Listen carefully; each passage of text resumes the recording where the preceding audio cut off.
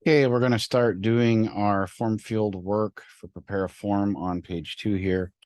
The first thing we can see here is job duties and work schedule day of the week. It has assigned a form field for some reason next to day of the week. I assume because of an empty space there, it thought it was one. It is most definitely not, and we can delete that. Oh, and before we move a lot further here, don't forget you want to very frequently save your work. The next thing we're going to do is we're going to start working on this table here. Tables as fillable form areas can be very tricky. For one thing, you don't have a text piece that connects to all of the form fields, so we have to be pretty specific in the tooltip just to be safe with them. The other thing is they tend to be a little weird in the tags. One thing, it has to present itself as a table. So we have a table and then each of the cells has to present these. And then you're looking at the issue of reading order. Sometimes it'll do strange things to them that you have to fix that can kind of blow up in your face until you try the order 2 or 3 times, argue between reading order and back. But sometimes it's okay. So we'll find out how this one sits as we go. So let's check the order here. We're on page 2. There we go. Close up page 1. The order work hours Sunday, work location, and it's going left to right. So that seems fine. It's doing that as the default way that it'll read a table. So what we're going to do here is it's looking for day of the week, work hours, work allocation. So everything's based around the day of the week. I could break the table and do Sunday, do each of these as a heading instead. And I might just do that. Well, no, I can't really do that because that day of the week, work hours, work location. So it looks like I do need to maintain the table structure. I can't break it into a list, I don't think. Sunday. Job duties and work schedule. Effectively, what I would be doing that is I would leaving day of the week as a heading, eliminate work hours and work location from the tags.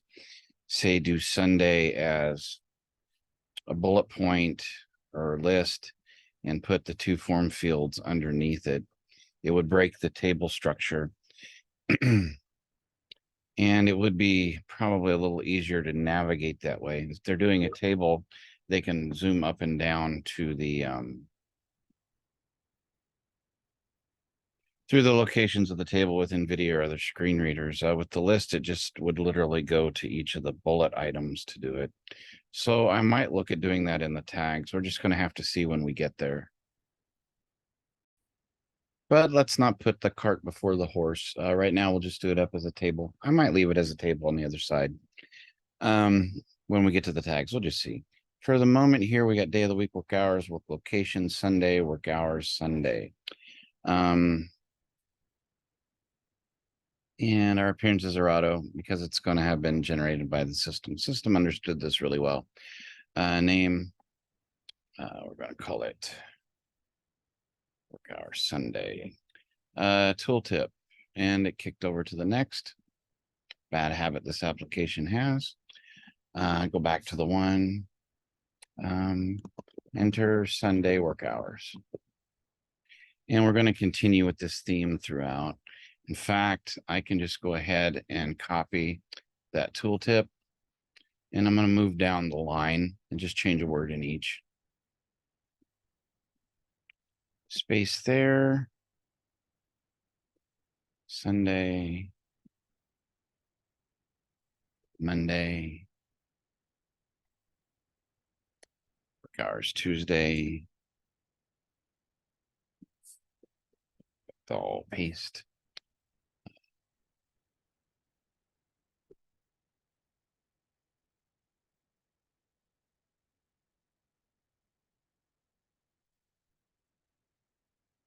This one is Wednesday.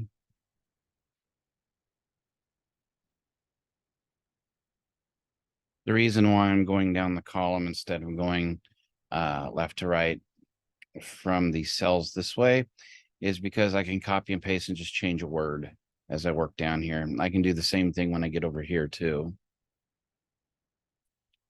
Just saves a little bit of time.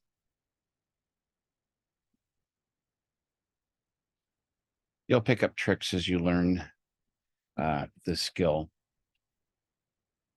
for time saving.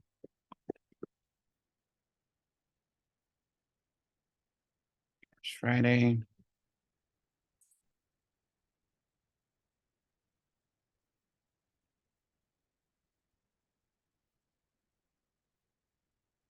And Saturday.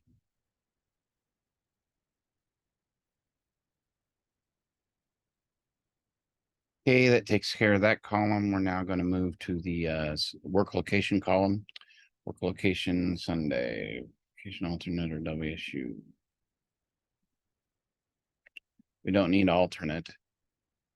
Let's not make something more complicated than it is. We could leave the name like that. I just don't like its length.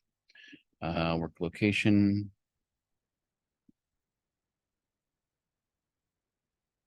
Note that it booted me to the next cell like it did before. You want to watch for it doing that to you. Work location. Sunday work location. Sunday alternate or WSU work location. Simplifying the sentence basically.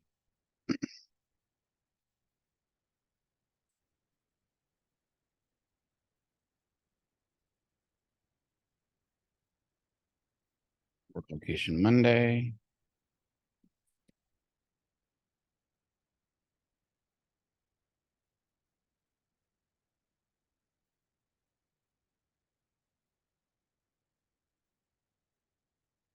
Tuesday.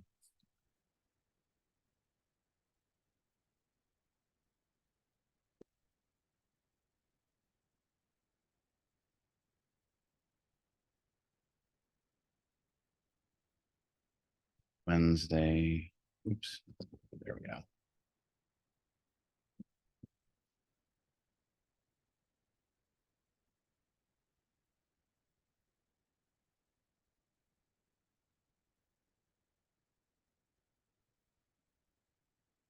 Thursday.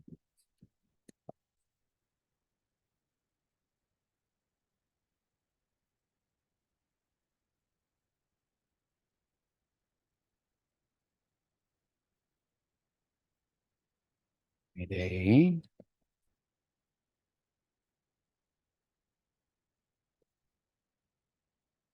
And Saturday.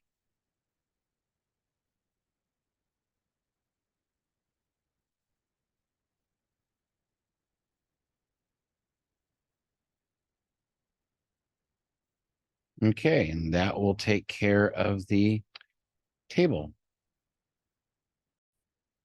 Now we're going to move down to these boxes. First thing I'm going to save. Like so. I'm going to look, describe if there are required on-site job duties and or expectations. Enter them in the box below. Okay, so we're just going to make it a short sentence that in the tooltip that refers back to this direction. We don't want to read the whole thing back to them. That would be tedious. I'm going to call the name job duties and or expectations. Tooltip. Let's see. Enter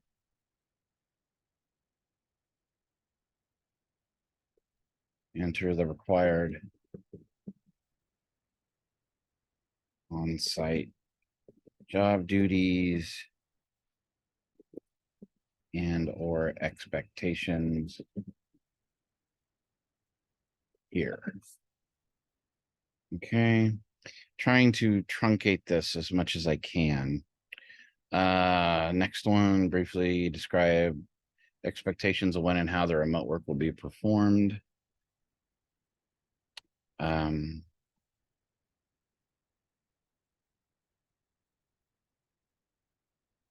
Remote, call it name, remote work performance and how we'll just call it remote work expectations. Tooltip, enter the described expectations here. Work expectations here. Okay, referring back to the paragraph that comes above it. Identifying information security expectations. Name, information security expectations, and it's bumping around for some reason. Enter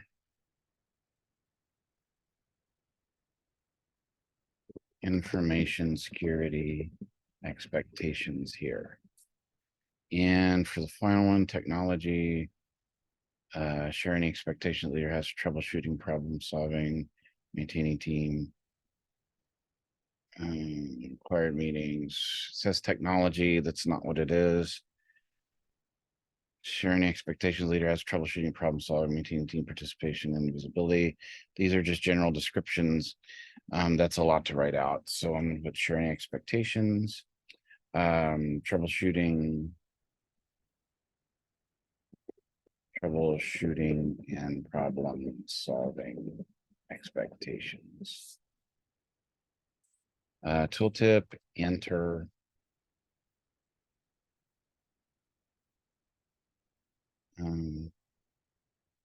troubleshooting and problem solving expectations here. Okay, so all these have the paragraph above it to refer, and we need it to have sort of a verbal cue to lead them back to what it was so that they can enter it in. These actually may be worth making subheads so that they can tab between each of these quickly, as opposed to have them go through in paragraph text, because they are a bit unwieldy in their size of what they're asking for. So I want them to be able to refer back to them quickly to find the answer. So, but that's something we'll worry about in tags. And that is the second page done in terms of prepare form.